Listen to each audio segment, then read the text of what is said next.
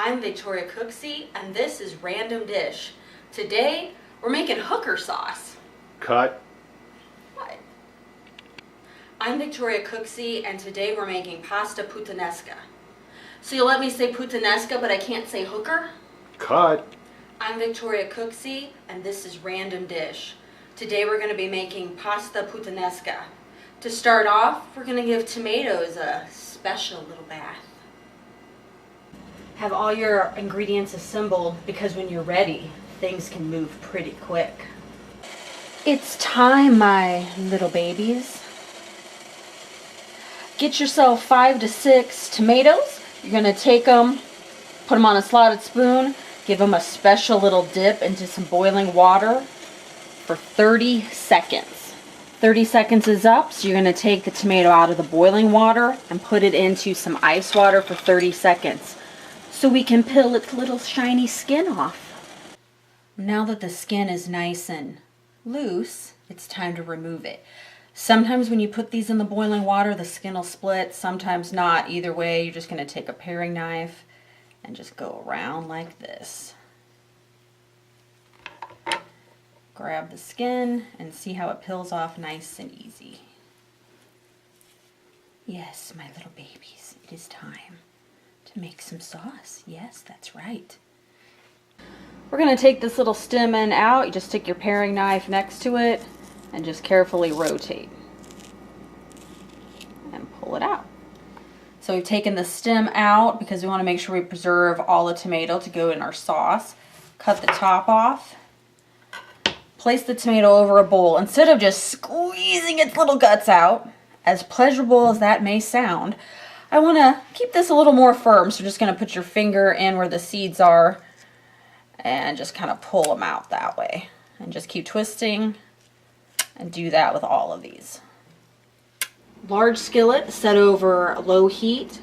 Add in 3 tablespoons of olive oil, followed by 1 large shallot roughly chopped and 4 cloves of garlic fine to rough chop, whatever you like. We're going to cook that for 3 minutes to kind of flavor that oil, and then we'll add the rest of our ingredients. For this recipe, you need 1 tablespoon of capers. I like the ones packed in salt. Whether they're in salt or in brine, put them in a little strainer, rinse them off, just let them drain till you're ready to use them. Next, you're going to get 20 kalamata olives. Buy the ones that are pitted and just cut them in half. You're also going to need 5 to 6 anchovies that have been packed in oil. I just get mine in a jar, that way I can put the rest in the refrigerator and have this to make this dish a few times. And don't be afraid of anchovies, they're just there for flavor. And you know, you wouldn't eat salt just by itself, you don't eat garlic literally just by itself typically, but when you put all these things together and this anchovies melds into the sauce, it tastes so good, and believe me, you'd miss it if it wasn't there. Alright, enough with the foreplay. Let's get everything in the pan. Shallot and garlic's ready. We're going to put the anchovies in. Stir them in. Next, the capers. Kalamata olives go in next.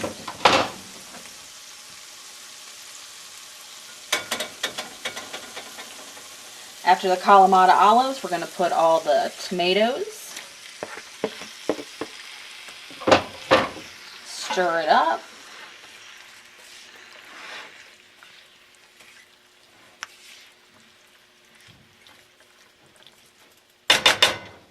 Put on the lid and let this simmer about 20 minutes over medium-low heat. During this whole process and while everything's cooking, make sure you brought yourself a large pot of water to a boil. Add a tablespoon of salt to it so you can cook up a whole pound of spaghetti. And that's just for 2.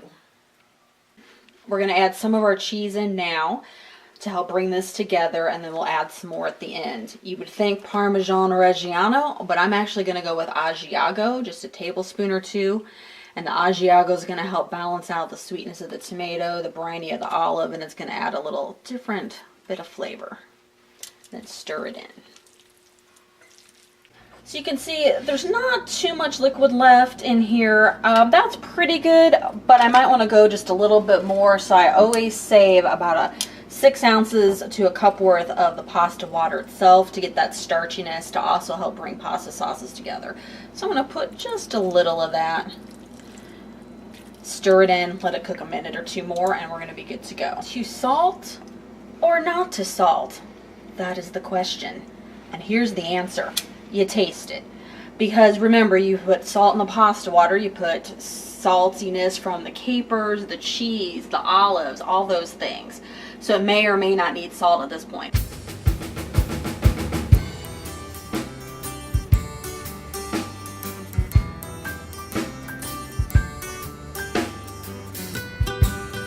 And to finish off, a little more of that shredded Asiago on top.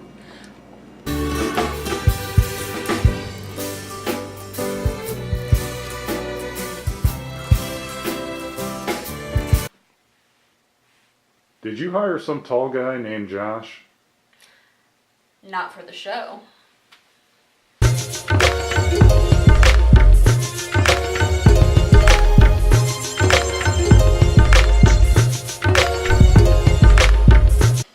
Action. Io son capati. Fatto le pasta. Cut! Who keeps setting the language filter to Italian? Seriously.